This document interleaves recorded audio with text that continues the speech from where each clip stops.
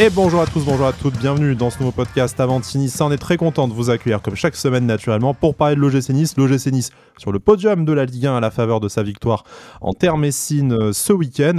Alors deuxième, troisième place, on enregistre au moment où Brest reçoit Toulouse. Pour l'instant c'est plutôt deuxième place, mais on verra d'ici la fin de notre émission. En tout cas l'OGC Nice a su se défaire d'un bloc bas, ça c'est la bonne nouvelle. Sur la manière par contre il y a un peu plus de choses à redire, mais c'est tout l'objet de notre émission, des débats que vous pouvez avoir sur les réseaux sociaux également ces dernières heures, donc n'hésitons pas à rentrer tout de suite dans l'action. Avec moi j'ai un peu l'équipe type, puisque j'ai Jérémy tout d'abord qui me fait le plaisir de m'accompagner pour revenir sur cette victoire. Salut Jérémy, comment vas-tu ? Salut Sky, salut à tous. Bah écoute, ça va bien, une victoire qui fait plaisir parce que je pense que il y a quelques mois on n'aurait peut-être pas gagné ce type de match-là. Donc très content d'en parler avec vous aujourd'hui. Il est là également, il commence son marathon d'émissions hebdomadaires avec nous. C'est Alric, bonjour Alric, comment vas-tu ? Salut Sky, salut Jérémy, salut à tous. Écoute, je vais très bien, on débriefe une victoire. Je n'étais pas prévu, mais je suis très content d'être là. Voilà, le super sub Alric qui, du coup, tel que le remplaçant de dernière minute, Hicham Boudaoui, est décisif dans le match, puisque Hicham Boudaoui buteur sur un magnifique centre de Melvin Barr. Vous m'entendrez forcément le dire plusieurs fois dans cette émission, je ne boude pas mon plaisir. Mais en tout cas, voilà, Nice victorieux à Metz, après, on sait, des semaines de questions, de difficultés offensives, tout ça. Alors, bien entendu, c'est pas un but qui change totalement notre analyse du match, surtout qu'il y aura des choses à dire, ce sera un de nos sujets sur les avant-centres du gym naturellement, mais déjà pour prendre une petite prise de température un peu sur notre mood du week-end, il fallait gagner ce match quelle que soit la manière. C'est ce que Gaëtan Laborde d'ailleurs a dit au micro de Prime en fin de rencontre. On va pas bouder notre plaisir, on a gagné. C'était typiquement le match piège. Jérémy, tu le rappelais en tout début d'émission, de dire ça c'est bien le genre de match que le GC n'aurait pas gagné il y a encore quelques mois, où voilà, l'ADN du club, tout ça. Là c'est les 3 points. C'est peut-être le cap qu'on attendait de passer à domicile face à Brest. Là, tu le passes face à Metz. Au final, est-ce qu'on n'a pas envie de ne retenir que ça ? C'est vraiment c'est vraiment le genre de match qu'on n'aurait pas gagné, je pense, il y a quelques mois et même avant. Hein. C'est typiquement le genre de match qu'on aurait perdu ou peut-être fait match nul un peu à la dernière minute. Donc moi, honnêtement, je me contente largement de ces 3 points. On va parler un petit peu plus du contenu ensuite. Mais je suis déjà très content qu'on ait pu gagner ce match. On n'encaisse pas de but, encore une fois. Ça confirme encore et toujours cette stabilité défensive qu'on a. Je pense qu'on va pouvoir vraiment s'appuyer sur sa bonne défense toute la saison. D'autant qu'on a justement des latéraux, dont Melvin Barr, qui continue à faire d'excellents matchs. Donc non, voilà, on va parler ensuite un peu plus du contenu, mais surtout la première mi-temps qui était plutôt bonne, la seconde mi-temps qui était plus de la gestion, je trouve. On aurait un peu plus dû peut-être essayer d'aller marquer, parce que j'ai l'impression qu'on en avait encore un peu sous le pied, mais qu'on n'a pas trop voulu y aller. Donc bon, c'est quand même agréable d'avoir gagné ce match-là. C'était très important, je pense, de confirmer. On a eu des légers doutes, on va dire, après le match contre Brest. Tout compte fait, après avoir joué Paris-Monaco, on prend encore 4 points. On confirme, on est dans le bon wagon du championnat, donc voilà, on est avant la trêve, on a 16 points, on est deuxième ou on verra troisième suite au match de Brest. Donc bon, honnêtement, moi je m'y attendais pas. Si on m'avait dit qu'on serait à cette place-là avant cette trêve internationale-là, j'y aurais pas cru, honnêtement. Donc je suis ravi d'être à cette position-là en tout cas.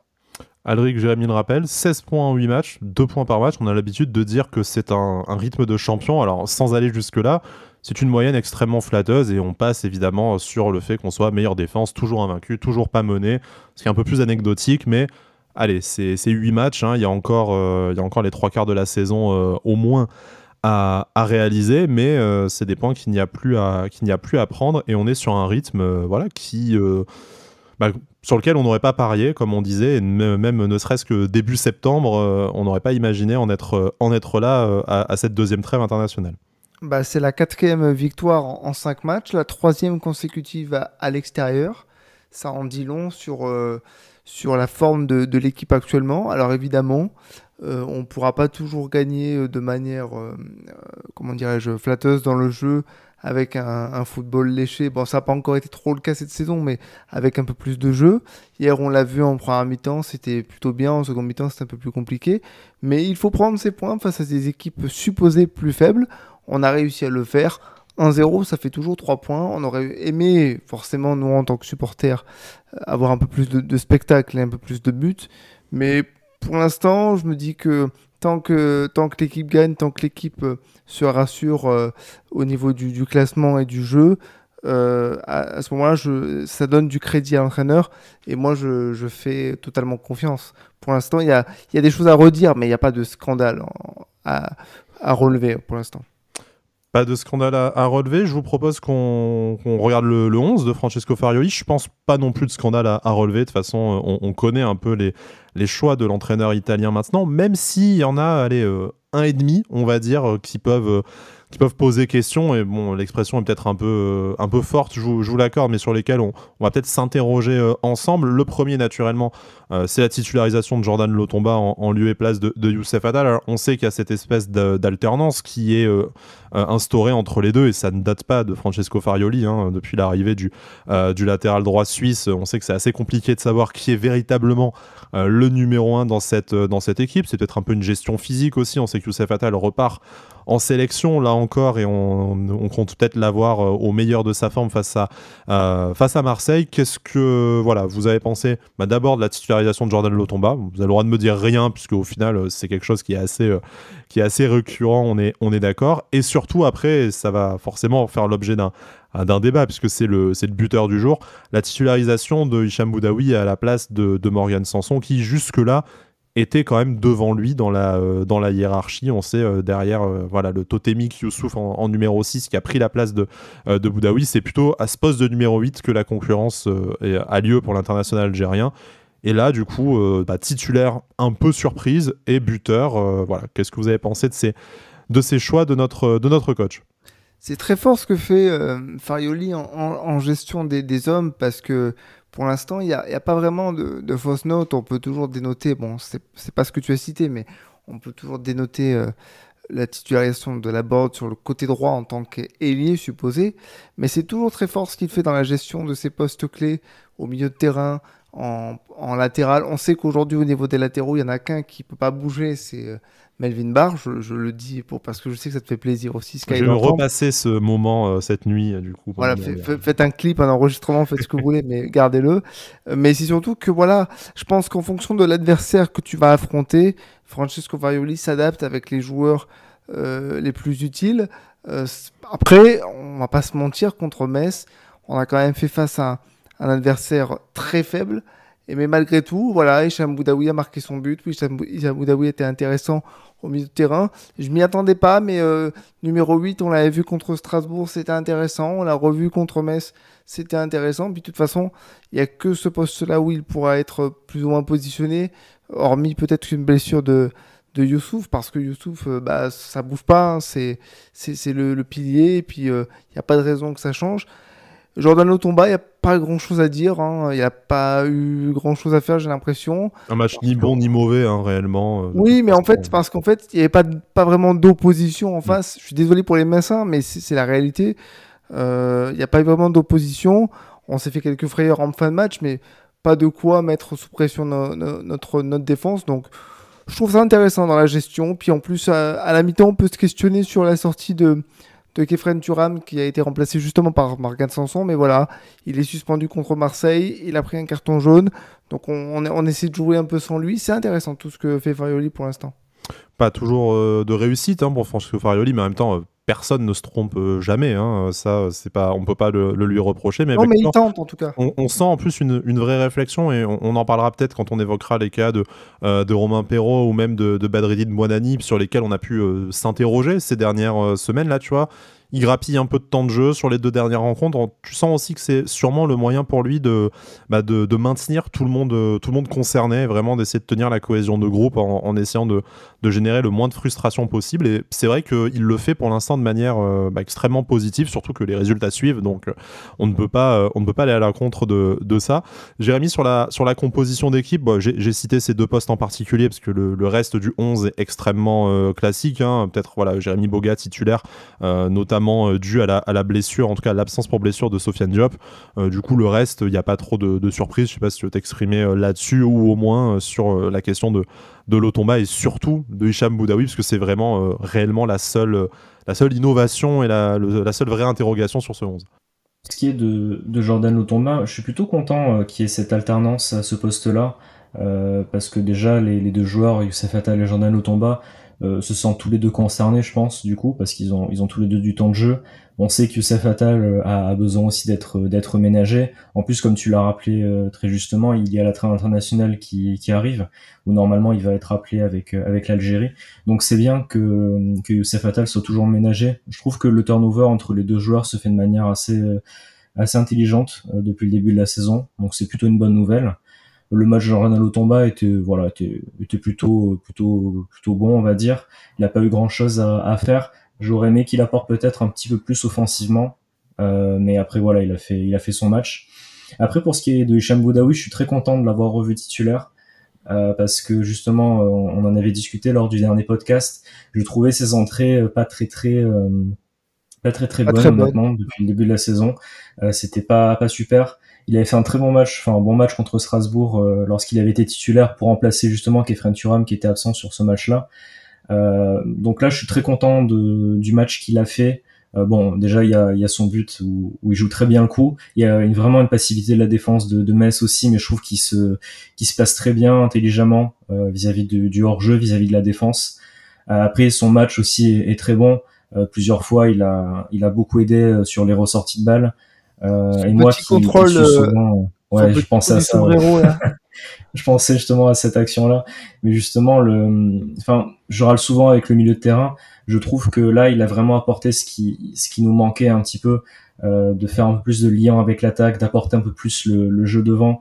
Il joue vite aussi vers l'avant. Il garde pas le ballon 30 secondes à chaque fois dans les pieds.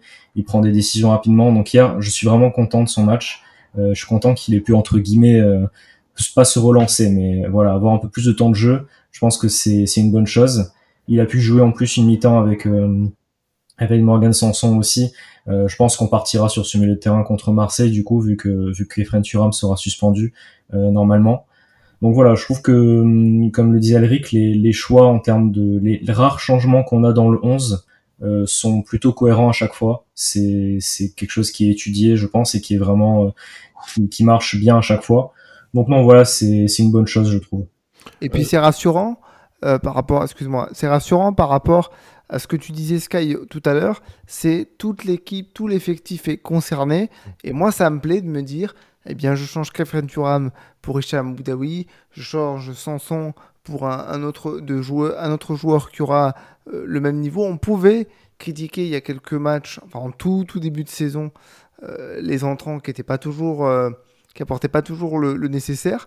Là, ça fait 2 matchs, on va dire, où c'est un peu plus intéressant. Même contre Monaco, c'était un peu plus intéressant. Et voilà, j'aime bien cette idée que tout le groupe soit concerné. Si on veut faire une grande saison, de toute façon, il faut que entrants et titulaires se sentent impliqués de la même manière. Ouais, que tout le monde tire dans le même sens. Ça s'est vu hier dans cette rencontre face à Metz. C'est cette victoire qui propulse pour l'instant l'OGC Nice à la 2e place. Je garde un onglet ouvert sur Brest-Toulouse. Pendant ce temps, toujours 1-0 pour les Toulousains. C'est marrant de faire cette espèce de suivi en direct alors que vous allez écouter ça, vous, ce soir, demain ou dans la semaine. Mais c'est bon, on le connaît le résultat, Sky. Qu'est-ce que tu racontes?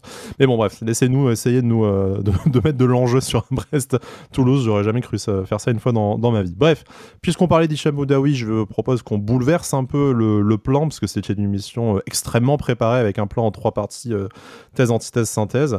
Restons sur Hicham Boudaoui, sur l'international algérien, puisque la question de son statut se posait. On sait, qu'on soit d'accord ou non avec cela, que Francesco Farioli le considère comme un numéro 8 et du coup pas véritablement comme un concurrent à Youssouf. Et dans la stratégie, dans la tactique de l'entraîneur italien, ça se comprend avec Youssouf qui a un peu ce rôle pas vraiment de libéraux, mais qui vient aussi s'intercaler pour compenser les montées de Dante ou surtout de Todibo. Il a ce rôle un peu hybride que n'a pas Hicham Boudaoui, qui est peut-être davantage une véritable sentinelle.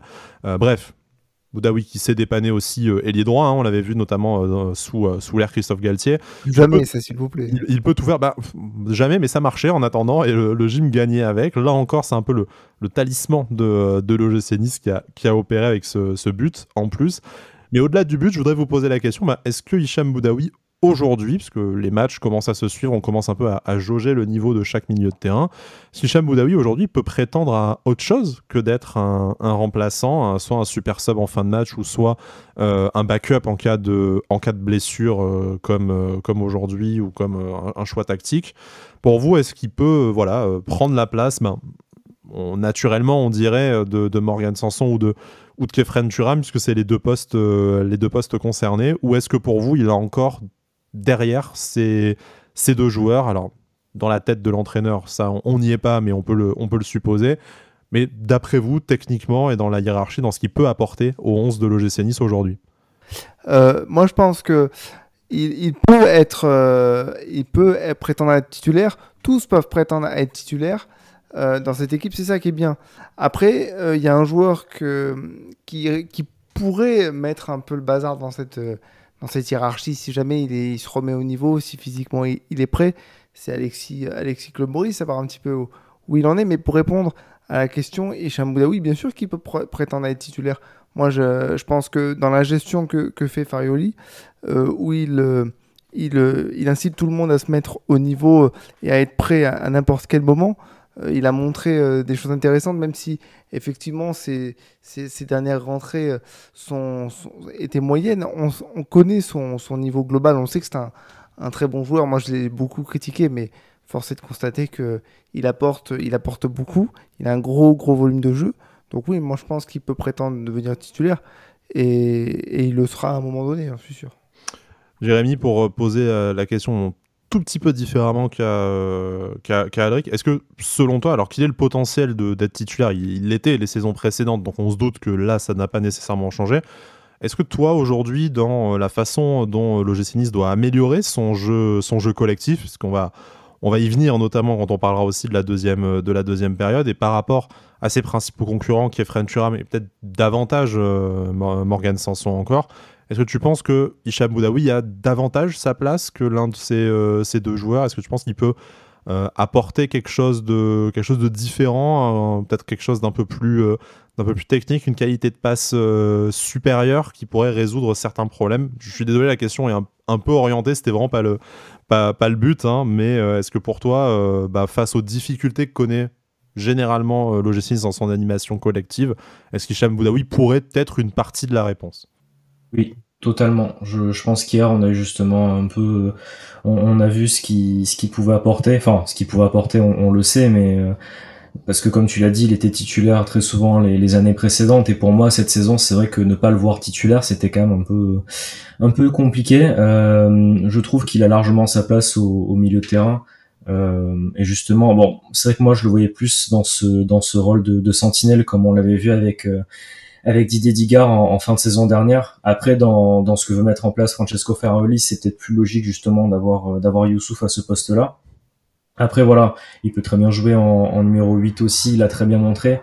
Et moi, je trouve que vraiment, dans les matchs comme ça, où en plus on doit faire le jeu, on a besoin de son travail au milieu de terrain, mais aussi de sa qualité technique. Et enfin, je pense que c'est peut-être notre milieu de terrain le plus complet. Parce qu'il sait se placer, il sait travailler, il sait couvrir aussi les déplacements des défenseurs, il sait attaquer. Donc pour moi, il doit être titulaire. Je pense qu'hier on a eu la preuve entre guillemets qu'il doit l'être. Donc à voir à la place de qui. Moi, je pense que à la place de qui, ouais. Voilà, je trouve que, enfin, on va peut-être parler de Khéphren Thuram après, mais sa mi-temps a été quand même assez moyenne hier. Encore une fois, malheureusement, il avait fait de très bons matchs contre Monaco et Paris. Je l'avais trouvé un petit peu plus complet, mais là, voilà, sa mi-temps hier était pas très très bonne, j'ai trouvé. Il est impliqué sur le but, hein. Voilà, décisif sur le but avec sa magnifique remise pour Melvin Barr éventuellement dans ce mouvement collectif dont on parlera. Après, trop discret, peut-être, on peut te l'accorder effectivement. C'est ça, et puis des fois je trouve qu'il mettait trop de temps à se replacer. Il y a une fois en début de match d'ailleurs où le commentateur d'Amazon a dit ah voilà, Melvin Barr qui voulait faire la passe à Khéphren Thuram, mais il était hors jeu parce qu'il se replaçait pas, et bon, il a mis trop de temps à se replacer. Donc bon, après voilà, il y a un turnover qui est intéressant au milieu de terrain. comme le disait Alric, moi, ce qui me plaît toujours, c'est ne pas avoir forcément une équipe type titulaire tout le temps, c'est d'avoir un vrai groupe où tu peux vraiment changer les joueurs et tu as toujours cette même qualité. Cette année, c'est vrai qu'on commence à avoir un groupe, je trouve, qui a cette qualité-là, qui arrive à être Ceci dit, il faut être, pardon, excuse-moi, mais ceci dit, il faut avoir de la stabilité. C'est ça qui est fort avec Francesco Farioli, c'est qu'il a de la stabilité dans l'ossature de son équipe. Il y a quelques éléments qui changent, mais il fait pas 4 ou 5 changements à chaque fois. Oui, non, mais oui, en fait, ce que je veux dire, c'est que c'est important d'avoir justement ces remplaçants qui rentrent et qui sont tout aussi bons, en fait, que les titulaires qui étaient qui étaient sur le terrain. Donc bon, on va voir comment ça s'organise. Je trouve que, je viens d'y penser, mais notre meilleur match à domicile contre Strasbourg, c'était justement quand on avait Boudaoui qui était titulaire. Est-ce que c'est une coïncidence? On verra sur les prochains matchs, notamment contre Marseille aussi. Mais voilà, on va voir comment ça s'organise. Mais pour moi, Boudaoui doit être titulaire, ça c'est une certitude. Bon, en tout cas, 4 titulaires potentiels en attendant peut-être un 5e avec Alexis Claude Maurice, même s'il est rentré plutôt au poste d'ailier gauche, à la place de Jérémy Boga en toute fin de rencontre face à Metz. Mais bon, c'est un minimum d'avoir 4 titulaires potentiels dans un milieu à 3, il me semble. Voilà, c'est pour reparer à toute éventualité, toute blessure ou suspension, comme probablement Khéphren Thuram face à Marseille. Ça le sera certainement. Ça le sera certainement, voilà. La commission ne s'est pas réunie, mais bon, on ne se fait pas trop d'illusions. On est content d'avoir un joueur, que ce soit en backup ou en titulaire comme Hicham Boudaoui, si ça nous évite de faire rentrer Pablo Rosario. Bref, voilà, ça c'était la bastos gratuite pour Rosario. Je suis très content qu'il ne soit pas rentré d'ailleurs. Voilà, on a évité de suer un peu des fesses, ou alors seulement à cause de la chaleur et pas à cause du jeu de notre international néerlandais. Bref, tout ça pour parler de la suite du match. On a un peu sué des fesses quand même, et au-delà de la chaleur en deuxième période, parce que je ne sais pas si vous êtes d'accord avec ce constat, je crois savoir que non, mais bon, laissez-moi artificiellement lancer le débat. Au terme d'une première période qui a été plutôt convaincante, alors bon, m'a pas fait me lever de mon canapé non plus, mais en tout cas, il y avait une certaine cohérence dans le jeu, et je trouve d'ailleurs, peut-être qu'on y reviendra un peu plus en détail, le but notamment, c'est une magnifique action collective comme on a peut-être assez peu vu justement depuis ce début de saison, donc j'aurais tendance à dire que c'est bien, ça commence à rentrer, il y a un peu plus d'automatisme, et il y a cette magnifique action qui est ponctuée par le but de Boudaoui, donc tant mieux. La deuxième période, par contre, a été nettement plus, allez, j'irais même jusqu'à dire inquiétante, parce que ça ressemblait quand même à beaucoup de deuxième période où en fait on a éteint la lumière. Alors certains, et je sais que c'est votre avis, diront peut-être qu'on s'est aussi contenté de gérer, puisqu'on n'a jamais non plus réellement eu peur de l'ogre messin dans ce deuxième acte, mais quand même, on se dit, il y a encore une première période correcte, une deuxième où on n'a pas vu grand-chose. C'est peut-être là-dessus qu'il y a une marge de progression encore pour cette équipe de l'OGC Nice. Oui, je pense qu'il y a de la progression parce que je comprends ce que tu dis quand tu dis que ça peut être inquiétant, c'est le mot fort, mais là où je te rejoins, c'est que on aurait dû enfoncer le clou dans ce match parce que ça pouvait ressembler à un match piège sur un ballon mal dégagé. On a vu quelques erreurs de relance sur un ballon mal dégagé, sur un centre dévié. On n'ira pas jusqu'au frisson en fin de rencontre, mais ça aurait pu mal tourner, effectivement. Oui, bien sûr, parce que 2-3 fois, tu fais tes relances comme tu as l'habitude de faire, puis il y en a une qui fonctionne pas très bien, donc tu passes à côté de la correctionnelle. C'est arrivé qu'une seule fois, mais c'est comme ça qu'un match peut vite tourner. Et c'est pour ça que je suis assez d'accord sur le fait que c'était pas une grande deuxième mi-temps, mais je reste persuadé cependant que c'était de la gestion, parce qu'on va encore le redire, j'ai pas de problème à le dire, mais en face, c'était vraiment très faible. Je regrette, voilà, simplement qu'on n'ait pas enfoncé le clou. Je pense que ça faisait partie de ce genre de match où quand tu sais que tu as l'emprise complète, tu dois soigner ton goal average. Ce n'est pas manquer de respect à ton adversaire que d'essayer de leur en coller 3 à 4. Et je regrette qu'on n'ait pas encore cette puissance offensive et cette animation pour asphyxier l'adversaire. Des matchs contre Paris, on y arrive parce qu'on a beaucoup d'espace. Là, on a manqué d'efficacité. Même si on a marqué un joli but, on a quand même manqué d'efficacité sur les 2-3 occasions qu'on a eues en fin de première, enfin en milieu de première et en seconde mi-temps. C'est mon principal regret. Après, c'était de la gestion. Et si physiquement, ils ne se sont pas trop esquintés, c'était très bien pour la suite. Parce qu'ils pourront bien travailler pendant la trêve.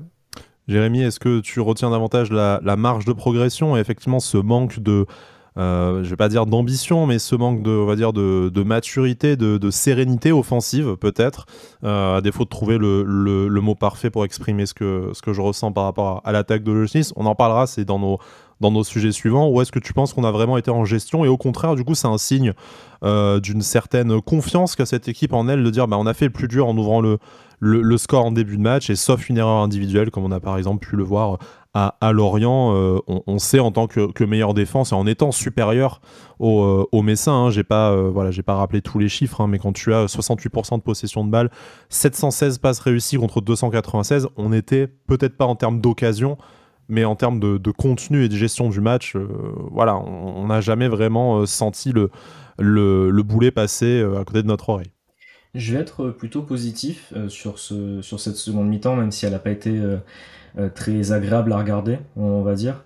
Parce que je trouve que justement, on sentait, alors en fait, c'est mon avis, mais j'ai vraiment senti qu'on en avait encore sous le pied, quoi. On n'a vraiment pas forcé dans la seconde mi-temps. On a eu quelques actions en plus qu'on aurait quand même vraiment pu mieux négocier devant les buts. Je trouve que des fois même aussi, on a eu quelques actions, on aurait pu aller plus vite vers l'avant et on s'est contenté de garder le ballon, de le contrôler. Il y a même une fois à un moment donné où Francesco Ferrari a demandé aux joueurs, je crois, de ne pas aller trop vite vers l'avant et de vraiment garder le ballon pour être sûr de le conserver le plus longtemps possible. Alors je comprends tout à fait cette gestion-là aussi, parce que je pense que ce qui était important hier, c'était vraiment les 3 points, de essayer de pas trop se livrer aussi, d'essayer d'être intelligent justement dans la gestion du match. Il y a un côté qui m'a plu, c'est de dire que dans cette gestion-là, j'ai trouvé qu'on avait vraiment de la maîtrise, et c'est quand même plutôt rare, honnêtement, je trouve, quand on mène seulement 1-0. Donc je trouve qu'on avait quand même une maîtrise, je nous ai rarement senti en danger, honnêtement. Donc on avait vraiment un socle défensif qui était très très costaud, et le milieu de terrain était aussi très très complémentaire, gardait bien le ballon.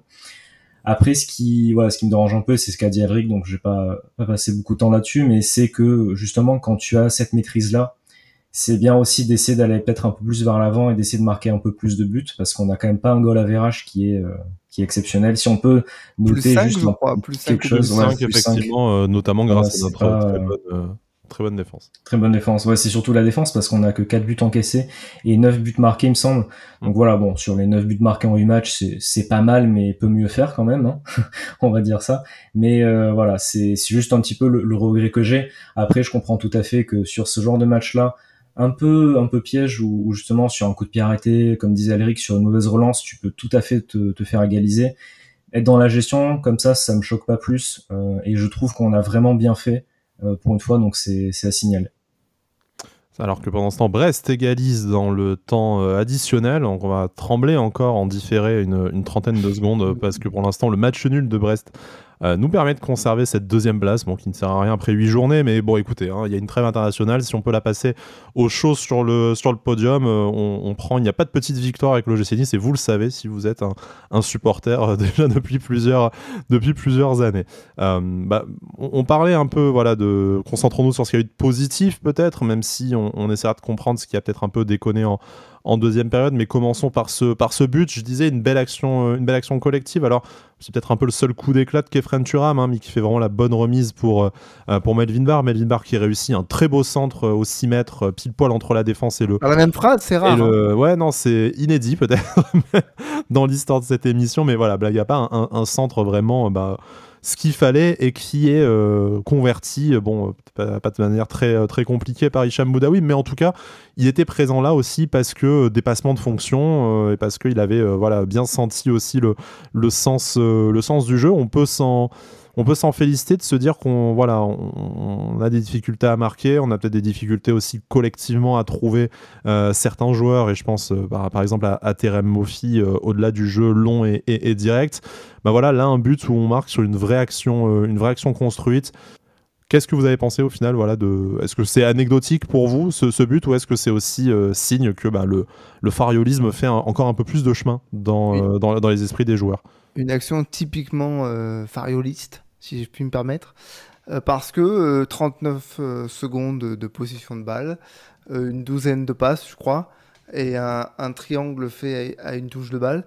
J'ai eu un petit peu peur sur la remise d'ailleurs de Khéphren Thuram que Melvin Barr soit un peu en retard, parce qu'il a pris, il a pas anticipé tout de suite, et il a eu tout petit temps Il se de demandait peut-être réaction. s'il devait repiquer dans l'axe, ce qui fait beaucoup du coup sur consigne de Farioli, ou s'il devait continuer à prendre l'aile. Et après, très beau placement de Boudaoui qui a très bien géré le piège du hors-jeu, qui s'est retrouvé au bon endroit et qui a su mettre son corps en opposition pour marquer. Par contre, ce que je note dans cette action tout de même très positive, mais il y a un truc qui me chiffonne, et c'est à l'image de son match, peut-être ça sera mon dossier d'ailleurs, je réfléchis, c'est que Boudaoui est là où Terem Moffi n'est pas. C'est-à-dire que là où est Boudaoui, normalement, il ne doit pas y être. C'est ok, c'est du dépassement de fonction, mais ça doit être Terem Moffi ou Gaëtan Laborde qui doivent être là. Donc c'est un peu ce qui m'a chiffonné un peu avec le recul, mais ça c'est parce que j'aime bien perfectionner un petit peu, enfin imaginer ce qu'on aurait pu faire de mieux. Mais effectivement, très très belle action. Puis ça rejoint ce qu'on disait tout à l'heure, le sentiment de supériorité qui est très satisfaisant dans ce match. Et c'est bien parce qu'en fait, ça veut dire que les automatismes sont vraiment là et que les gars se font plaisir, donc c'est bien. Ouais, belle action, hein. Il n'y a pas grand-chose à dire, je pense. Il y a, on va dire quand même aussi une certaine passivité de la défense messine, parce qu'ils étaient quand même, je crois, à 4 contre 1 dans la surface contre Hicham Boudaoui. Le gardien aussi qui bouge pas trop sur l'action.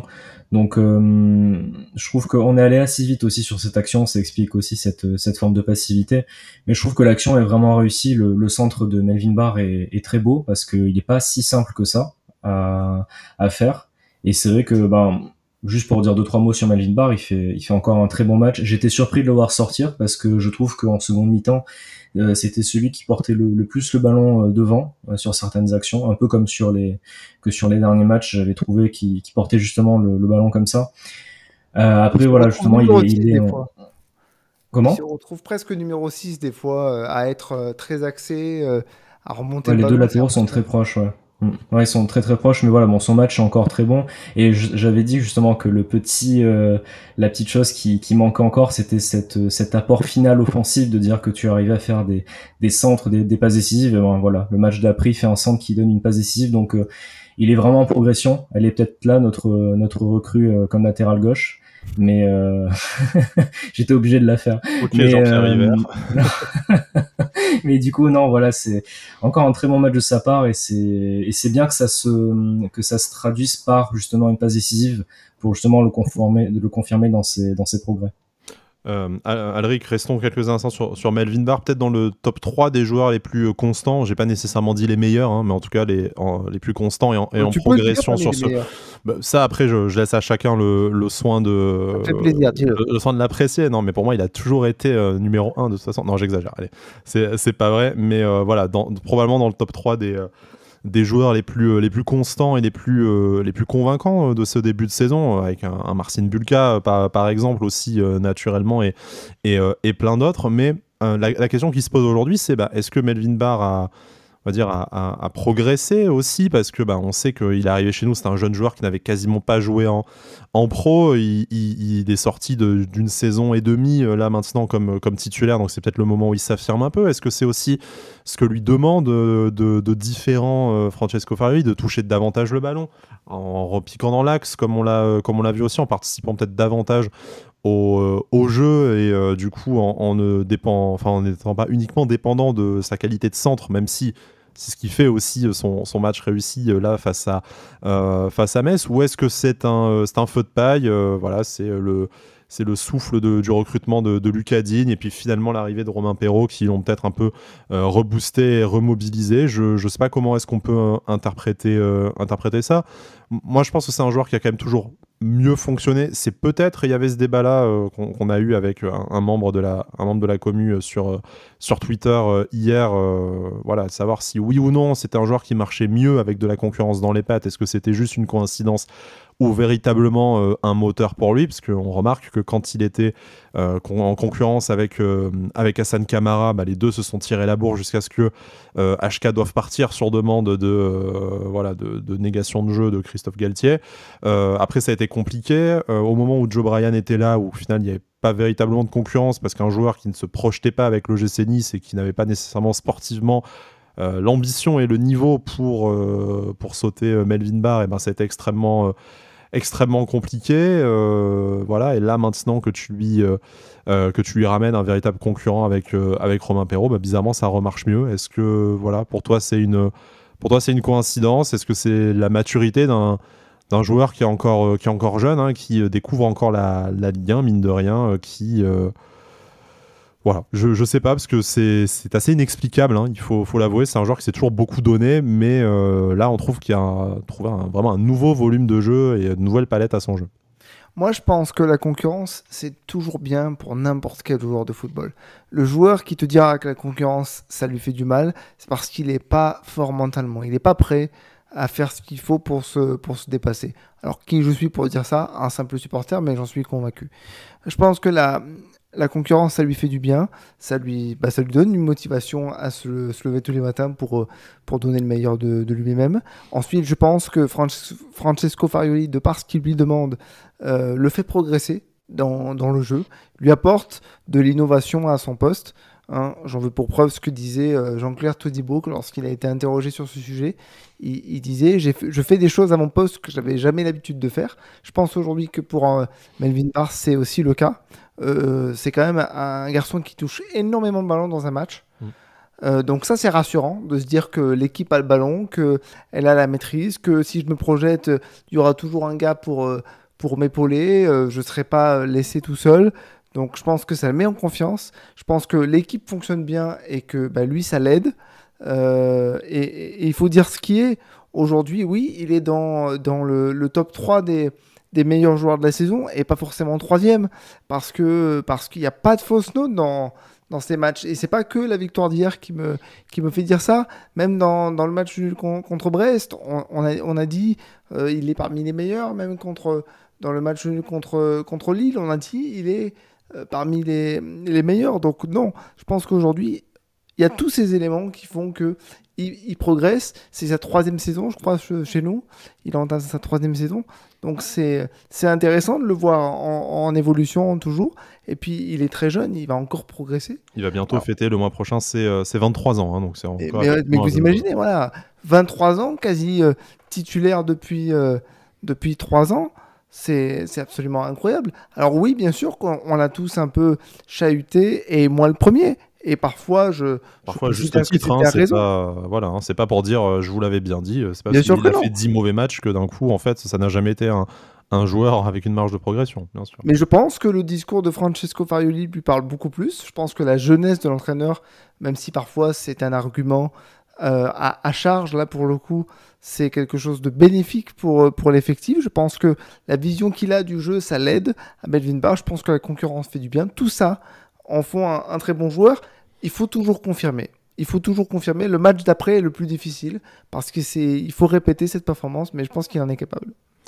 Jérémy, c'est un peu étonnant ce qu'on voit de Melvin Barr cette saison. Alors évidemment pas le volume de jeu, pas la mentalité, ça qui ont toujours été de toute façon ses principales qualités. Mais là, bon, c'est pas encore non plus le joueur le plus propre de l'effectif. Mais voilà, techniquement, on sent que c'est plus précis. Bon, les centres, ça demande à être confirmé effectivement, mais on sent que de toute façon, il a un apport dans le jeu qui est supérieur. On sent que défensivement, il s'est aussi amélioré dans le placement, dans la gestion des duels. Voilà, en quelques mots, je sais que tu as déjà abordé sur ce qu'était la rencontre d'hier, mais pour toi, est-ce que c'est une progression logique d'un joueur qui entame sa 3e saison pleine, qui va avoir 23 ans, peut-être une évolution classique au final, loin des surdoués qui performent dès leurs 18-19 ans. Et la part peut-être aussi des exigences techniques et tactiques plutôt de Francesco Farioli qui lui correspondrait mieux. Ouais, belle progression. Je pense que c'est vraiment il y a plusieurs choses. Déjà, je pense qu'il commence à avoir une petite expérience de la Ligue 1 aussi, parce que comme Alric le disait, ça fait 3 saisons de Ligue 1. Enfin là, il entame sa 3e saison en Ligue 1. Donc même si c'est pas une énorme expérience, il commence déjà à avoir une petite expérience du championnat. Donc je pense que ça l'aide aussi pour aborder les matchs. Il y a l'arrivée de Francesco Farioli, bien sûr, qui, je pense, tant tactiquement que dans la mise en confiance et dans les consignes qu'il a, d'un côté, ça l'a peut-être rassuré et ça lui correspond un peu plus. Donc, il est plus en confiance et on sait que de toute façon, le mental dans le foot comme dans la vie fait quasiment la plupart du travail. Donc, je pense que c'est vraiment là où il y a eu plus de progrès. Et petit à petit, avec cette confiance, avec ces progrès et cette confiance, il est arrivé à faire des progrès techniquement. On le voit un peu plus dans ses matchs. Surtout, je trouve qu'il est beaucoup plus concentré parce qu'il fait plus du tout d'erreurs défensives, je trouve. Il fait plus de grosses fautes, il y a plus d'erreurs de placement, comme on le voyait par exemple l'année dernière, où il a fait quelques fautes assez bêtes, qui avaient apporté des coups francs dangereux, et on avait pris des buts notamment sur ces coups francs. Je pense au Nantes-Nice, on avait fait 2-2 l'année dernière. Donc non, voilà, c'est plein de choses qui se sont alignées pour lui. J'en suis très content déjà pour lui. Je pense qu'il le mérite au vu de l'abnégation qu'il a toujours eue, en tout cas sous notre maillot. Ça, c'est une certitude. Et voilà, après, je pense qu'il va continuer à faire des progrès. Il n'y a pas de raison. Et je pense que là, voilà, il a fait 8 matchs comme ça. Je pense que c'est plus une coïncidence. Il va continuer. Je pense aussi que l'arrivée de Romain Perraud, même si on ne le voit pas encore beaucoup jouer, je pense que ça fait du bien parce que tous les jours à l'entraînement, il a quelqu'un avec lui au même poste, donc ils sont vraiment en concurrence. Romain Perraud disait d'ailleurs en interview hier que cette concurrence est une bonne chose pour les deux joueurs et on le voit en tout cas déjà avec Melvin Barr. Donc non, voilà, c'est vraiment un ensemble de choses et je suis très content pour lui et du coup pour nous aussi que ça marche. On s'est pour l'instant dans cette émission beaucoup félicité de ce qu'on a vu et c'est normal, victoire, deuxième place du coup avec la fin du match Brest-Toulouse confirmée pour l'OGC Nice avant cette trêve internationale. On va devoir aussi parler de ce qui a un peu moins bien fonctionné. On en a parlé un peu en filigrane depuis le début de l'émission en disant qu'on aurait aimé qu'on tue le match, qu'on travaille un peu, qu'on améliore notre différence de but, qu'on se rende le match un peu plus facile nécessairement. Et bien sûr, tout problème est toujours collectif. En tout cas, la solution l'est toujours. Mais sur la rencontre d'hier, comment ne pas, on va dire, s'interroger sur la performance de Gaëtan Laborde au poste d'ailier droit déjà. Mais bon, ça, on n'avait peut-être pas attendu ce match-là. Mais aussi de Terem Moffi au poste d'avant-centre. Alors, bon, je sais, moi, de mon côté, je trouve que c'est toujours délicat de toucher à Gaëtan Laborde qui dépanne un poste qui n'est pas le sien et qui en plus est exemplaire dans l'investissement et la mentalité à défaut de l'être sur le plan offensif. D'autres, et je peux le comprendre aussi, trouvent que c'est un peu compliqué de s'attaquer. Et c'est vraiment pas une attaque pour le coup aux performances de Terem Moffi après ce qu'il a pu nous faire notamment au Parc des Princes, mais vraiment sans ni tomber dans un duel Laborde-Moffi ou de tomber facilement sur l'un ou sur l'autre des joueurs. On forçait de constater que dans ces matchs, notamment face au fameux bloc bas, pour reprendre une expression décidément à la mode et lancée en exclusivité par Brice dans les premiers numéros de Avantinissa, mais il y avait déjà des difficultés à l'époque face à ces équipes-là. Blague à part, on a senti que c'était difficile pour nos deux attaquants hier et on commence à s'interroger tout simplement, est-ce qu'il y a une solution qui pourrait venir autrement que de deux, on va dire, et puis d'une mutation de leur jeu et de leur qualité, parce qu'on a vraiment l'impression qu'il y a des matchs comme ceux-là où pour Terem Moffi ça va être extrêmement dur et extrêmement compliqué au final de faire parler ces immenses qualités qui sont existantes mais qui sont autres, et on le sait, la gestion de la profondeur, tout ça. Même si, il nous a fait une petite Nicolas Pepe quand même aussi, à un moment donné. Ah, j'ai cru que t'allais jamais le dire. Non, il faut le dire, mais bon, j'ai pas envie non plus de lui tomber dessus parce qu'il a raté un duel, voilà. Mais bon, quand même, celle-là, elle a rappelé des mauvais souvenirs face à Bâle. Bref, long monologue, longue digression, juste pour vous dire, c'est peut-être une aussi des interrogations à avoir. On sait qu'on a avec ces deux joueurs à 15 buts par saison potentiellement, peut-être un poil moins avec 4 matchs en moins cette saison, mais et là on en est loin, que ce soit en termes de statistiques et même en termes de contenu, et c'est un peu préoccupant parce que si on veut être autre chose qu'une attaque médiocre devant une défense de fer, il faut que ces joueurs soient mieux servis, soient meilleurs. Je ne sais pas ce que vous en pensez. Tu l'as dit, soient mieux servis dans un premier temps. Parce que le nombre de pertes de balles au milieu de terrain, parfois, sur des passes simples, il y a 2-3 fois en fin de première mi-temps, ou même en milieu de seconde mi-temps, où j'ai pesté devant ma télé en me disant, mais Pourquoi vous tentez des trucs aussi difficiles? Faites plus simple. Faites plus simple. Et je pense au nombre de fois où Gaëtan Laborde a essayé de lancer en première intention Terem Moffi comme il avait fait contre Paris. Vous voyez ce que je veux dire, cette passe en pivot. Il a tenté 2-3 fois, et 2-3 fois, soit Terem Moffi partait pas, soit la passe était complètement ratée. Ça, c'est une première chose. Ensuite, à chaque fois que Terem Moffi avait le ballon, il se faisait reprendre soit à la course, ou soit dès qu'il arrive à faire son démarrage tout en puissance. Et ça, c'est à mettre à son crédit. Quand il démarre, il est inarrêtable, mais il va s'en mêler les pinceaux avec son ballon. Et puis, Gaëtan Laborde, jamais vraiment en position de créer le danger. Alors si, une fois, mais il a le même problème que Moffi, c'est-à-dire que on dirait que les deux n'ont pas de pied droit. Ouais. Ils veulent toujours frapper du pied gauche. Enfin, je sais pas, tenter des choses. Au pire, ça part à côté, mais au moins, vous l'aurez tenté. Donc ça, c'est une première chose. Et la solution, eh bien, je vais peut-être en faire sauter quelques-uns, mais en fait, la solution, on l'a trouvée sur une action de Evan Guessant et Gaëtan Laborde en fin de match. Fin de match avec Gaëtan Laborde en réaxé, du coup. C'est ça. C'est ça. Et c'est ce qu'on avait demandé. Enfin, c'est ce qu'on avait demandé. C'est pas qu'on demande et que le coach fait ce qu'on dit, parce que sinon, on serait un peu plus dans la merde, je pense. On serait 20e avec 1 point. Ouais, c'est ça. Mais comment ça se fait qu'Alexis Trouillet ne joue pas? Enfin, bon, bref. Donc, ça va faire plaisir à certains de nos auditeurs et on les embrasse. Le premier, hein, j'ai fait partie du Trouillet FC. Bref, on en a parlé il y a quelque temps de ça, mais oui, effectivement, tu fais rentrer Guessant, tu le mets sur un côté, ou alors tu le laisses un peu électron libre et tu fais en sorte que les deux joueurs se croisent dans leur placement sur le terrain, et bam, longue balle vers l'avant, déviation Gaëtan Laborde, frappe de Guessant, et ça a failli faire second but. Alors oui, c'était la fin du match. Oui, peut-être que déjà Metz, qui était physiquement certainement très atteint, a un peu levé le pied. Ça, je l'entends. N'empêche que ça, eh bien, c'est peut-être une des solutions contre des blocs resserrés sur lesquels, on l'a bien compris, Terem Moffi était très en difficulté. Ça n'excuse pas par contre une chose. Certes, le gardien fait un très bon arrêt, mais quand même, je trouve qu'il a manqué de promptitude. Cette occasion du deuxième but où, avec son extérieur du pied, il bute sur le gardien, je trouve que il est en réaction plutôt qu'en action. Ouais, tout à fait. Justement, je pensais à cette action où c'est sur le centre de Boudaoui et pour moi, la touche rapidement, clairement, voilà, enfin, ce but, enfin, il doit clairement y avoir but sur cette action parce que il met la balle sur le gardien. Donc oui, le gardien fait un arrêt. Mais bon, clairement, il doit y avoir but et vraiment déçu de la part de notre match offensif, on va dire. Je trouve que j'y reviendrai après, mais Jérémy Boga, j'étais plutôt satisfait des progrès. Par contre, Terem Moffi, Gaëtan Laborde, hier, moi, j'ai trouvé leur match vraiment très moyen. C'est un match à 3 sur 10, déçu, même pas moyen pour le coup. Voilà, vraiment très compliqué. Et j'ai un peu de mal à comprendre.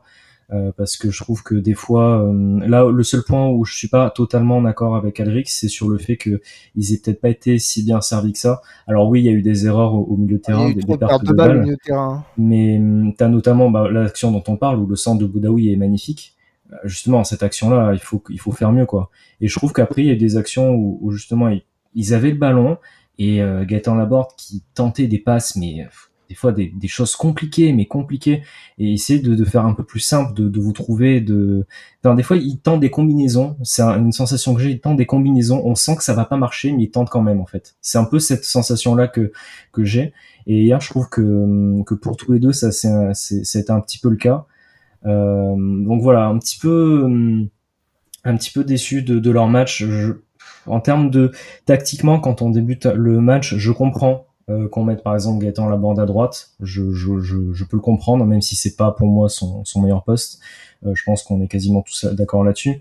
Après, je suis un petit peu inquiet dans le fait où, par exemple, dans les matchs où ça va être un peu plus compliqué pour nous, notamment contre Brest, où on est un petit peu pas surpris par l'adversaire, mais on est mis vraiment en difficulté par une équipe qui est costaud, qui joue bien. Je ne pense pas que cette solution à 3 attaquants comme dans laquelle on joue actuellement soit une solution et nous permette de réagir en cours de match, en fait. Donc du coup, je suis quand même toujours perplexe, moi, sur ce positionnement de Gaëtan Laborde et sur le fait qu'on trouve trop peu Moffi ou que lui est trop en difficulté sur ces derniers matchs, parce que les deux matchs qui sont vraiment notables pour moi, c'est vraiment contre contre Paris où il a été excellent, contre Monaco où il a fait son match. Et bon, il y a son but contre Strasbourg aussi, mais je trouve qu'on le voit vraiment pas assez. Et je trouve, voilà, on peut réécouter toutes les émissions. À chaque fois, j'ai dit que justement, je pensais qu'il allait trouver les solutions parce que techniquement, je trouvais qu'il était plutôt, quand même, qu'il était bon et qu'il allait trouver les solutions. En fait, Je non. commence à être vraiment inquiet. Enfin, c'est pas ça, mais je commence à être un peu inquiet parce que les matchs passent et on trouve pas forcément les solutions. Et c'est vrai que c'est plutôt Evan Guessant qui, des fois, arrive à faire quelques différences en fin de match. Qui Et on sent un qui petit apporte du peu plus mouvement, en tout de. cas, Evan Voilà, Guessant. il y a un Après, peu plus. c'est pas Voilà. toujours réussi, hein, mais Il y a un peu plus de, il y a un peu plus de mouvement, un petit peu plus de simplicité, je trouve, dans les choses qui sont faites, dans son jeu de haut but notamment.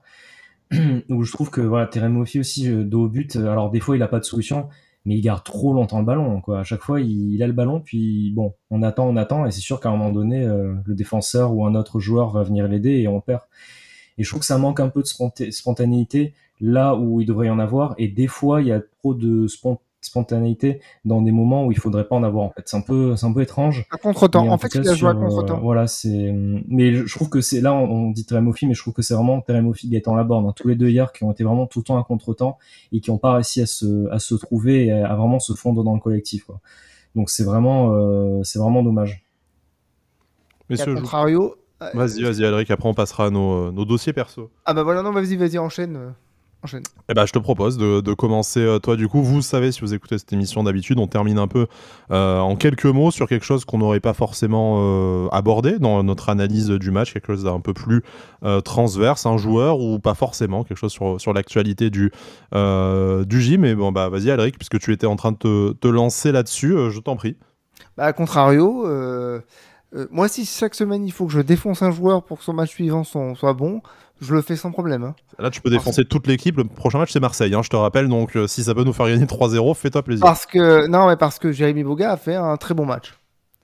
Notamment première mi-temps, je l'ai trouvé précieux parce que c'est ce qu'on attendait de lui, c'est-à-dire que tu lui donnes le ballon et tu essaies de faire en sorte de le mettre dans de bonnes conditions pour qu'il puisse faire des différences. Alors certes, c'était très compact, hein, au niveau du bloc messin, mais il a fait des différences, il a pris des risques, il s'est mis en position de frappe. Je regrette simplement que lorsqu'il est quasiment seul face à la cage aux 20 mètres, Ouais. il n'envoie pas une frappe de sourd, mais il préfère faire une frappe un peu sécurité. Voilà, il y a quelques trucs encore que j'ai envie de le voir corriger, notamment ce problème de toujours essayer de tourner Ou de pour glisser le essayer d'avoir. ballon dans la surface à un joueur qui fait un appel et que du coup le ballon se Ouais, perd dans la masse de défenseurs c'est messins. ça. Mais, oui. Mais après, dans sa prise de profondeur, dans sa prise de balle, dans ses dribbles, c'était beaucoup, beaucoup mieux que contre Brest, où là, vraiment, il m'a fait pester, où il faisait pas d'appel, il recevait pas le ballon dans de bonnes conditions, mais il faisait pas grand-chose pour avoir le ballon dans les bonnes conditions. Non, moi, je trouve qu'il a fait un bon match. C'est sa deuxième titularisation consécutive, je crois. C'est très bien, et c'est ce qu'on attend de lui, donc il faut que ça continue comme ça. Jérémy. Ouais, tout à fait d'accord avec Alric sur le match de Boga. C'était pas exceptionnel, mais j'ai trouvé que c'était quand même bien mieux. Et je suis assez rassuré par ce qu'il a montré. En fait, c'est un joueur, et c'est ce qui me plaît, c'est que quand il a le ballon, on sent qu'il peut se passer quelque chose, en fait. Et ça me plaît beaucoup. Donc non, plutôt content de son match, surtout sa première mi-temps, où il a quand même il a bien, bien apporté. Il a apporté pas mal de danger. Et après, sur mon dossier, ce serait, j'ai bien aimé l'après-match. On a eu Dante et Todibo qui étaient en interview sur Amazon. Juste avant l'interview, il y avait Dante qui parlait avec Florent Ghisolfi. Donc c'était assez intéressant de les voir discuter peut-être du match aussi. Mais Florent Ghisolfi qui est toujours très présent, donc c'est très appréciable. Et j'ai bien aimé leur interview d'après-match où justement Todibo disait que Dante était comme un livre, qu'il apprenait beaucoup de lui. Et j'ai toujours bien aimé, je trouve qu'ils sont aussi complémentaires sur le terrain que ce que l'on voit d'eux en dehors. Donc c'est vraiment très sympa de les voir. Donc j'ai beaucoup apprécié ce petit moment d'après-match avec la meilleure charnière centrale de l'histoire du football, tout simplement. En tout cas, de ces 3 dernières saisons de Ligue 1, sans nul doute, hein, désormais, même Didier Deschamps s'en rend compte. Donc bon, au bout d'un moment, si on en arrive là, Même c'est s'il qu'on n'a a... pas rappelé Todibo. Non, mais bon, écoute, laissons-le se retaper un peu avant un match très important face à Marseille. Et avant d'y venir à ce match face à Marseille, pour conclure notre émission, voilà, je voudrais juste c'est un peu dans la prolongation de notre débat sur Hicham Boudaoui et sa place potentielle de titulaire au milieu de terrain. Est-ce que pour vous, la différence aussi entre le niveau de jeu affiché en première et en deuxième période, ça s'explique pas par la composition du milieu de terrain, Khéphren Thuram qui n'a pas fait non plus un match exceptionnel, mais bon quand même, hein, la barre transversale trouvée sur un centre-tir, on va dire un peu hasardeux, mais quand même, cette magnifique remise qui emmène au non moins magnifique centre de Melvin Barr sur le but d'Hicham Boudaoui, et peut-être un peu plus... Le magnifique but de Hicham Voilà, Boudaoui. le magnifique but d'Hicham Boudaoui. Ne boutons pas notre plaisir, écoute. Pour une fois que nos chouchous ne nous déçoivent pas, on va en profiter quand même. Mais blague à part, voilà.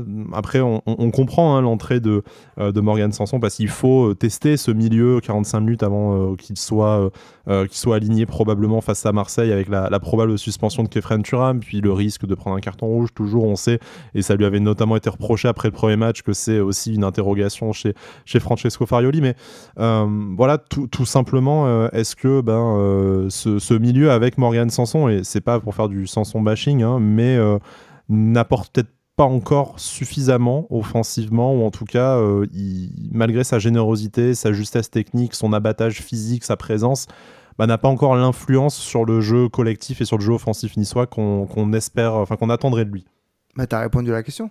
D'accord, non mais vous pouvez me dire, tu pouvez me dire TG, tu dis une connerie comme d'habitude aussi. Ah non, mais là, non, t'as répondu à la question. C'est Aaron Ramsey, exactement la même chose. Aaron Ramsey, c'est ça, du coup. J'ai pas compris. C'est un French Aaron Ramsey, Morgan Sanson. Dans l'idée, c'est ça. C'est-à-dire que c'est intéressant. Et il y a quelque chose qui te fait dire, ouais, Sanson, c'est bien au milieu de terrain. On aime bien son flow aussi, quand même, tu vois. Mais j'aime bien l'idée qu'il soit décisif. Ouais. Et pour l'instant, il l'est pas. Donc moi, ça me pose question. Au début de la saison, j'avais dit, alors de manière forcément un peu humoristique, j'avais dit, non, mais de toute façon, vu ce qu'il a montré pendant la préparation, il sera aiglon du match toute la saison. Ouais, comme Aaron Ramsey face à Toulouse pour son premier match la saison dernière, d'ailleurs. Sauf que il a fait un bon match contre Lille, un bon match contre Lyon, malgré les défaillances techniques et notamment offensives. Mais depuis, c'est beaucoup moins. Il y a beaucoup moins d'influence au milieu de terrain, comme tu le disais. Et moi, j'attends plus. J'attends plus de ce joueur qui, quand même, a énormément d'expérience, doit peser offensivement dans un milieu de terrain. Ouais, pour l'instant, c'est alors pas insuffisant, parce qu'il y a quand même une très très grosse activité qui, forcément, lui enlève un peu d'énergie pour faire plus offensivement. On lui met un 5 ou 6 sur 10 pour son début de saison, largement. De toute façon, on ne dit pas qu'il fait un mauvais match ni un mauvais début de saison, très très loin de là.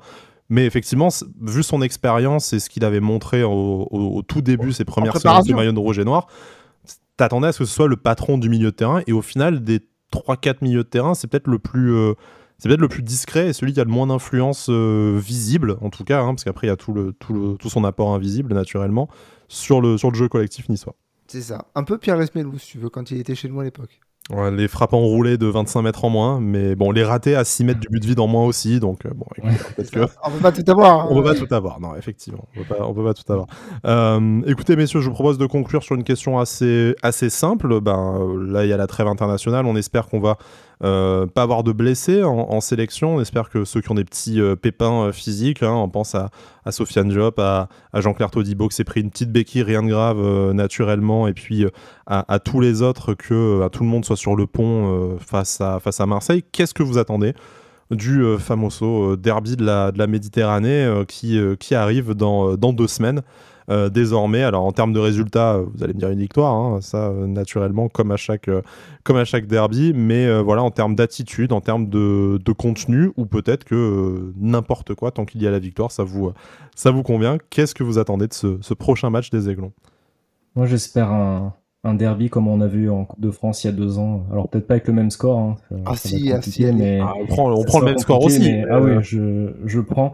Mais c'est vrai que j'aimerais bien un match un petit peu épique et assez un peu incroyable, un peu comme ça, vraiment un match dont on se souviendra et qui permettra aussi de lancer vraiment la saison à domicile et qui servira de match référence un petit peu avec tout le monde au stade. Donc ouais, j'espère un très très gros match. Bon, une victoire bien entendu, mais ouais, un très gros match avec avec du jeu, des buts, de l'engagement, voilà. J'espère un gros match et vraiment prendre du plaisir sur ce match-là, quoi. Alric, gagner face à Marseille, alors avec la manière c'est encore autre chose, hein, mais ça serait envoyer un signal fort à ton public, ce que tu cherches à faire maintenant depuis au moins le début de la saison, mais quand même, te payer à nouveau le scalp d'un gros du championnat, te faire voilà, encore une victoire face à Marseille dans l'année civile, et puis envoyer un message au championnat aussi. Bien sûr, tu seras qu'à un quart un peu plus de la saison, mais quand même, tu mettrais Marseille à 7 points, tu continuerais à conserver ta place sur le podium avant d'avoir un calendrier supposément, parce qu'avec l'OGC Nice, l'ADN du club, tout ça, encore une fois, ce n'est jamais plus simple, mais c'est peut-être à nouveau un de ces matchs charnières dans la saison, un de ces matchs où tu peux franchir un cap et que l'OGC Nice jusque-là choque à chaque fois. Bah, tu as quasiment tout dit. Moi, ce que je dirais en une phrase, tout simplement, c'est un match référence à domicile. Tu l'as déjà à l'extérieur, c'est le match au parc. Il t'en faut un à domicile. Tu as l'opportunité de le faire contre un concurrent à l'Europe. C'est le cas, hein. Donc il faut le faire avec la manière si possible, parce que là, effectivement, comme tu le disais, tu enverrais un message à toutes les autres équipes du championnat. Et surtout, tu montrerais que on a beaucoup parlé en début de saison de projets, de machins, de trucs, mais que là, cette fois-ci, ça ressemble vraiment à quelque chose. Bien sûr, c'est à la fin du bal qu'on paie les musiciens, il n'y a pas de problème. Mais je l'ai déjà dit et je le redis, nous, en tant que supporters, on a le droit de s'emballer un petit peu. Si on ne le fait pas nous, personne ne le fera à notre place. Donc, je pense que ce qui est intéressant aujourd'hui avec cette confrontation contre Marseille, au-delà de la rivalité, qui, même si pour les Marseillais, elle n'existe pas, elle existe bien. Au-delà de la rivalité, on a besoin d'un match référence à domicile. On a besoin d'un match plein dans tous les sens du terme. Mais surtout, on a besoin vraiment de se dire, voilà, on a tapé quasiment toutes les plus grosses équipes depuis le début de la saison. Voilà, donc aujourd'hui, ce qu'on fait, ça a du sens. Le projet OGC Nice cette saison, enfin, on voit quelque chose de cohérent. Donc oui, une victoire contre Marseille avec les bonnes intentions, c'est ça que ça ramènerait. Bon, on n'y est pas encore. Les 15 prochains jours vont être longs en attendant voilà, le retour de l'OGC Nice, le retour à l'Alliance Riviera, la nouvelle pelouse aussi, d'ailleurs, au passage, un stade qui sera, on n'en doute pas, plein, malheureusement pas que de Niçois, vous le savez, mais année après année, il y a de moins en moins de supporters adverses aussi, et c'est ça aussi une victoire à gagner, par exemple, dans 2 semaines, dans le derby de la Méditerranée, qui pourrait, encore une fois, faire basculer l'OGC Nice du bon côté de la force. On espère que ce sera le cas. Jérémy Alric, merci de m'avoir accompagné pendant cette petite heure d'émission. Vous avez été extrêmement complet et sympathique, comme d'habitude. C'est pour ça que vous êtes dans cette émission comme chez vous. De toute façon, c'est la vôtre, c'est la nôtre, c'est celle de tous nos auditeurs, toutes nos auditrices. On est toujours ravis de vous compter, parce que nous, on arrive à compter jusqu'à 3 encore, ça va, surtout à cette heure-ci. Voilà, prochaine émission, ce sera dans le week-end après le match face à Marseille. Et puis, d'ici là, toujours, Issa Nissa. Issa Nissa. Issa Nissa.